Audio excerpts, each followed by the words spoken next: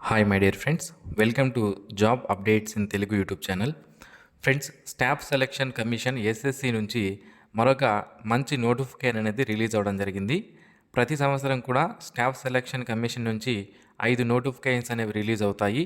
10th class క్వాలిఫికేషన్తో multi tasking staff, అలాగే intermediate క్వాలిఫికేషన్తో ఎస్ఎస్సి సిహెచ్ఎస్ఎల్ మరియు స్టెనోగ్రాఫర్, అలాగే డిప్లొమా క్వాలిఫికేషన్తో ఎస్ఎస్సి జూనియర్ ఇంజనీర్, డిగ్రీ క్వాలిఫికేషన్తో ఎస్ఎస్సి సిజిఎల్ నోటిఫికేషన్, ఇలా వేరియస్ నోటిఫికేషన్స్ అనేవి మనకి స్టాఫ్ సెలక్షన్ కమిషన్ వారు ప్రతి సంవత్సరం రిలీజ్ చేస్తారు. సో ఇప్పుడు మనం చూస్తున్నటువంటి నోటిఫికేషన్ వచ్చి 2006 ఉద్యోగాలకి నోటిఫికేషన్ అనేది రిలీజ్ చేయడం అనేది జరిగిందండి. ఈ వేకెన్సీస్ అనేది ఇప్పటి వరకు అంటే నోటిఫికేషన్ రిలీజ్ చేసిన డేట్ వరకు ఉన్నటువంటి వేకెన్సీస్ని మాత్రమే ఇక్కడ నోటిఫై చేశారు. ఇంకా ఈ వేకెన్సీస్ అనేవి పెరిగే అవకాశం అయితే ఉంటుందన్నమాట. ఎందుకు అంటే ఇప్పటి వరకు అంటే టిల్ డేట్ మనకి ఎన్ని వేకెన్సీస్ ఉన్నాయో వాటికి మాత్రమే మనకి ఇక్కడ చూపించారండి. ఆ విషయాన్ని మనకి నోటిఫికేషన్లో కూడా క్లియర్గా మెన్షన్ చేయడం అనేది జరిగిందన్నమాట. సో వేకెన్సీస్ అనేవి పెరుగుతాయి. ఎంతవరకు పెరిగే అవకాశం ఉందంటే ఇంకొక 500 వరకు కూడా వేకెన్సీస్ అనేవి పెరిగే అవకాశం అయితే ఉంటుందన్నమాట. సో అయితే పోస్టింగ్స్ అనేవి ఎక్కడ ఉంటాయి అనేది కానీ మీకు డౌట్ అనేది ఉంటే ఒకసారి అది కూడా చూపిస్తాను చూడండి. ఫ్రెండ్స్, మనకి సెంట్రల్ గవర్నమెంట్ కింద పనిచేసే సంస్థలు, డిపార్ట్మెంట్లు ఏవైతే ఉంటాయో వాటిలో ఈ పోస్టింగ్స్ అనేవి ఇవ్వడం జరుగుతుంది. Head quarters of armed forces అంటే మనకి ఆర్మ్డ్ ఫోర్సెస్ అంటే Indian navy, air force, army ఏవైతే ఉంటాయో వాటిని ఆర్మ్డ్ ఫోర్సెస్ అంటాము. వాటి యొక్క హెడ్ క్వార్టర్స్లో మీరు వర్క్ చేయాల్సి ఉంటుంది. అలాగే సెక్రటేరియట్ ఏదైతే ఉంటుందో అక్కడ, ఎలక్షన్ కమిషన్ ఆఫ్ ఇండియా ఏదైతే ఉంటుందో అక్కడ, అలాగే ఇండియన్ ఫారిన్ సర్వీసెస్ ఏవైతే ఉంటాయో, అలాగే సెంట్రల్ విజిలెన్స్ కమిషన్లో కానివ్వండి, ఫోరెన్సిక్స్ డిపార్ట్మెంట్కి సంబంధించి, సెంట్రల్ సెక్రటేరియట్కి సంబంధించి, అలాగే రైల్వే బోర్డుకి సంబంధించి, ఇలా హెడ్ క్వార్టర్స్ ఏవైతే ఉంటాయో అక్కడ మినిస్ట్రీ ఆఫ్ పార్లమెంటరీ అఫైర్స్కి సంబంధించి, అలాగే సెంట్రల్ గవర్నమెంట్కి సంబంధించినటువంటి వేరియస్ ఆఫీసెస్ ఏవైతే ఉంటాయో వాటిల్లో మీకు పోస్టింగ్స్ అనేవి ఇవ్వడం జరుగుతుందన్నమాట. అఫీషియల్ వెబ్సైట్ అనేది ఇదండి. దీంట్లో మనకి నోటిఫికేషన్ అనేది రిలీజ్ చేశారు. మరి ఈ జాబ్స్కి మీరు అప్లికేషన్ పెట్టుకోవాలంటే ఇంటర్మీడియట్ పాస్ అయి ఉండాలండి తప్పనిసరిగా. Candidate must have passed 12th standard are equivalent qualification అని మనకి ఇక్కడ ఇవ్వడం జరిగింది. ఇప్పుడు కొంతమందికి ఒక డౌట్ అనేది వస్తుంది. ఇక్కడ 12th అండ్ ఈక్వలెంట్ క్వాలిఫికేషన్ అన్నారు, మరి డిప్లొమా వాళ్ళు అప్లై చేసుకోవచ్చా లేదనే డౌట్ అనేది మీకు ఉంటుందన్నమాట. సో మీరు ఇక్కడ కానీ చూసుకున్నట్లయితే నోటిఫికేషన్లోనే మనకి క్లియర్గా మెన్షన్ చేశారండి. చూడండి, ఎసెన్షియల్ క్వాలిఫికేషన్ కోడ్స్ అని మనకి ఎనెక్సర్ మనకి ఇవ్వడం జరిగింది. ఈ ఎనెక్సర్లో మనకి చూడండి ఇంటర్మీడియట్ క్వాలిఫికేషన్తో పాటుగా ఏ కోర్సులు చేసినటువంటి అభ్యర్థులు దీనికి అప్లై చేసుకోవచ్చు మనకి ఇక్కడ క్లియర్గా ఇవ్వడం జరిగింది. ఒకసారి చూడండి, ఇందులో మనకి డిప్లొమా అనేది కూడా కోర్సుగా ఇవ్వడం జరిగిందనమాట. ఈ పోస్ట్ కోడ్ పెట్టి మీరు అప్లికేషన్ అనేది పెట్టుకునే అవకాశం అయితే ఉంటుంది. అలాగే సర్టిఫికేట్ కోర్సులు చేసినటువంటి అభ్యర్థులు, ఇంటర్మీడియట్ క్వాలిఫికేషన్కి ఈక్వల్గా ఉన్నటువంటి అభ్యర్థులు కూడా ఈ పోస్టులకి అప్లికేషన్ అనేది పెట్టుకోవచ్చు. ఇక దీనికి సంబంధించి అప్లికేషన్ ఫీజు మనకి ఇక్కడ కొంతమందికి ఇంకో డౌట్ ఏంటి, ఓపెన్లో ఇంటర్మీడియట్ చదివాను నేను అప్లై చేసుకోవచ్చు అని డౌట్ అనేది ఉంటుందండి. అయితే ఈ 8.2 అనే పాయింట్లో మనకి ఏం మెన్షన్ చేశారంటే, ministry of human resource development వారి ఉత్తర్వుల ప్రకారం, గెజిట్ ప్రకారం ఏమి అంటే డిస్టెన్స్ ఓపెన్ మరియు డిస్టెన్స్ లెర్నింగ్లో చేసినటువంటి అభ్యర్థులు కూడా అప్లై చేసుకోవచ్చు.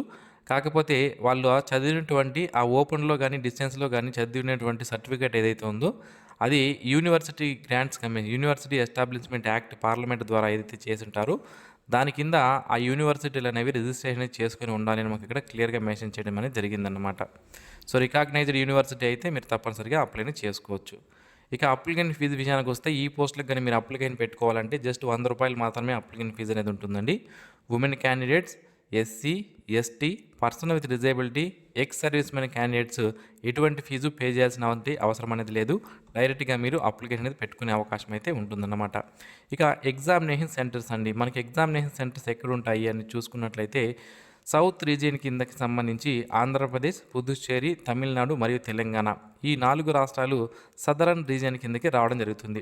ఇక్కడ ఒకసారి మనం ఎగ్జామ్ సెంటర్స్ చూస్తే గుంటూరు, కర్నూలు, రాజమండ్రి, తిరుపతి, విజయవాడ, విశాఖపట్నం, పుదుచ్చేరి, చెన్నై, కోయంబత్తూర్, మదురై, సాలెం, తిరుచిరపల్లి, తిరునెల్వేలి, హైదరాబాద్, వరంగల్లో మనకి ఎగ్జామినేషన్ సెంటర్స్ అనేది ఇవ్వడం జరిగిందనమాట.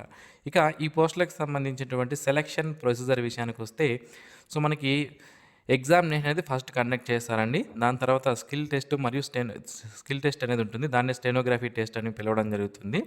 సో అయితే ఈ ఎగ్జామినేషన్‌లో మనకి జనరల్ ఇంటెలిజెన్స్ అండ్ రీజనింగ్ 50 క్వెషన్‌లు 50 మార్కులకి, జనరల్ అవేర్‌నెస్ 50 క్వెషన్‌లు 50 మార్కులకి, English language and comprehension 100 questions 100 మార్కులకి ఎగ్జామినేషన్ కండక్ట్ చేస్తారు. ఇది మొత్తం ఒకే క్వెషన్ పేపర్ 3 పార్ట్‌లుగా ఉంటుంది.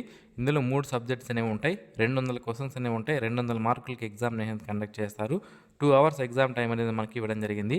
క్వెషన్స్ అన్నీ కూడా మల్టిపుల్ చాయిస్ క్వెషన్సే ఉంటాయండి. 4 ఆప్షన్లు ఇచ్చి ఏది కరెక్ట్ ఆన్సర్ అనేది చూస్ చేయమంటారు. ఇంగ్లీష్ అండ్ హిందీలో మాత్రమే క్వెషన్ పేపర్ అనేది రావడం జరుగుతుంది. తెలుగు లాంగ్వేజ్లో క్వెషన్ పేపర్ అనేది ఉండదు. 0.25 నెగిటివ్ మార్క్స్ కూడా ఉంటాయని మనకి ఇక్కడ క్లియర్గా మెన్షన్ చేయడం అనేది జరిగింది. ఎవరైతే ఇందులో క్వాలిఫై అవుతారో, ఎగ్జామినేషన్లో కట్ ఆఫ్ రీచ్ అవుతారో వాళ్ళకి స్కిల్ టెస్ట్ అనేది కండక్ట్ చేస్తారు. ఈ స్టెనోగ్రఫీకి సంబంధించి గ్రూప్ డి మరియు గ్రూప్ సి అని 2 రకాలుగా పోస్టులు అనేవి ఉంటాయండి. దానికి సంబంధించినటువంటి టైమింగ్స్ అనేది కూడా మనకి ఇక్కడ ఇవ్వడం జరిగింది. ఒకవేళ మీరు ఇంగ్లీష్ స్టెనోగ్రఫీ కనుక చేస్తే మీకు 50 మినిట్స్ టైం అనేది ఇవ్వడం జరుగుతుంది గ్రూప్ డికి సంబంధించి. గ్రూప్ సికి అయితే 40 నిమిషాల టైం అనేది ఇవ్వడం జరుగుతుంది. మనకి ఇక్కడ క్లియర్గా మెన్షన్ చేయడం అనేది జరిగిందన్నమాట. ఇక మినిమం మీరు క్వాలిఫై అవ్వాలి అంటే అన్రిజర్వ్డ్ అయితే 30% మార్క్స్, ఓబీసీ మరియు ఎకనామికలీ వీకర్ సెక్షన్ వాళ్ళైతే 25% మార్క్స్, ఆల్ అదర్ కేటగిరీకి సంబంధించిన వాళ్ళైతే 20% మార్క్స్ కానీ తెచ్చుకుంటే మీరు క్వాలిఫై అయ్యారు అని అర్థం. మరి సెలక్షన్ అనేది ఏ విధంగా చేస్తారు, దేన్ని బేస్ చేసుకొని చేస్తారంటే మనకి online examination computer based test అనేది కండక్ట్ చేశారు కదండి. అందులో వచ్చిన మార్కులను బేస్ చేసుకొని స్కిల్ టెస్ట్ అనేది కండక్ట్ చేస్తారండి. స్కిల్ టెస్ట్ అనేది మీరు దానికి అందులో మార్క్స్ స్కోర్ చేయాల్సిన అవసరం అనేది లేదు. సో అందులో మీరు అటెంప్ట్ అనేది చేసి అందులో క్వాలిఫై అయితే సరిపోతుందన్నమాట. సో చూసుకుంటే మనకి ఇక్కడ skill test is mandatory but qualifying in nature అంటున్నారు. అంటే అందులో స్కిల్ టెస్ట్లో మార్క్స్ స్కోర్ చేయకపోయినా పర్లేదు, బట్ క్వాలిఫై అయితే సరిపోతుంది. బట్ ఫైనల్గా ఎగ్జామినేషన్లో వచ్చిన మార్కులను బేస్ చేసుకొని మీరు స్కిల్ టెస్ట్ క్వాలిఫై అయ్యారా లేదా అని చూసుకొని మీకు డాక్యుమెంట్ వెరిఫికేషన్కి పిలవడం అనేది జరుగుతుంది. ఇక ఏజ్ విషయానికి వస్తే ఇక్కడ 2 రకాల పోస్టులు ఉంటాయని చెప్పానండి. ఫస్ట్ స్టెనోగ్రాఫర్ గ్రేడ్ సి, దీనికి 18 నుంచి 30 సంవత్సరాల మధ్యలో ఉన్న క్యాండిడేట్స్ అప్లై చేసుకోవచ్చు. ఇంకొకటి స్టెనోగ్రాఫర్ గ్రేడ్ డి, దీనికి 18 నుంచి 27 సంవత్సరాల మధ్యలో ఉన్న క్యాండిడేట్స్ అప్లై చేసుకునే అవకాశం అయితే ఉంటుంది. అయితే ఎస్సీ ఎస్టీకి సంబంధించినటువంటి క్యాండిడేట్స్కి 5 సంవత్సరాల ఏజ్ రిలాక్సేషన్ అనేది ఉంటుంది. అంటే ఇక్కడ మ్యాక్సిమం ఏజ్ 30 ఇచ్చారు కదా, +5 కలుపుకోవాలి. అంటే 35 ఇయర్స్ వరకు ఉన్నటువంటి ఎస్సీ ఎస్టీ అభ్యర్థులు అప్లై చేసుకోవచ్చు. ఓబీసీ వారికి అయితే 3 సంవత్సరాల ఏజ్ రిలాక్సేషన్ అనేది ఉంటుంది. సో 30 + 3 = మనకి 33 సంవత్సరాల వరకు ఉన్నటువంటి ఓబీసీ క్యాండిడేట్స్ అప్లికేషన్ పెట్టుకునే అవకాశం అయితే ఉంటుందన్నమాట. ఈ విధంగా మనం ఏజ్ రిలాక్సేషన్ అనేది చూసుకోవాల్సి ఉంటుంది. పర్సన్ విత్ డిజేబిలిటీ క్యాండిడేట్స్కి అయితే 10 ఇయర్స్ ఏజ్ రిలాక్సేషన్ అనేది ఉంటుందండి. వాళ్ళు 40 సంవత్సరాల వరకు ఉన్న వాళ్ళు కూడా అప్లికేషన్ అనేది పెట్టుకునే అవకాశం అయితే ఉంటుందన్నమాట. ఇక ఈ నోటిఫికేషన్ అనేది మనకి ఎప్పుడు రిలీజ్ చేశారు అంటే 26వ తేదీ రిలీజ్ చేయడం అనేది జరిగింది. జూలై 26వ తేదీ రిలీజ్ చేశారు. అప్పటి నుంచి ఆన్లైన్ అప్లికేషన్స్ కూడా స్టార్ట్ అవ్వడం జరిగింది. ఇక అప్లై చేసుకోవడానికి లాస్ట్ డేట్ వచ్చి 17/8/2024 తేదీలోపు మనము ఆన్లైన్ అప్లికేషన్ అనేవి అప్లై చేసుకోవాలి. సో లాస్ట్ మూమెంట్లో అప్లై చేసుకోవడానికి ట్రై చేయొద్దండి. సర్వర్ బిజీ వచ్చి మనకి అప్లికేషన్స్ అనేవి సబ్మిట్ అవ్వకపోవచ్చు. ముందుగానే అప్లికేషన్ అనేది పెట్టుకోండి.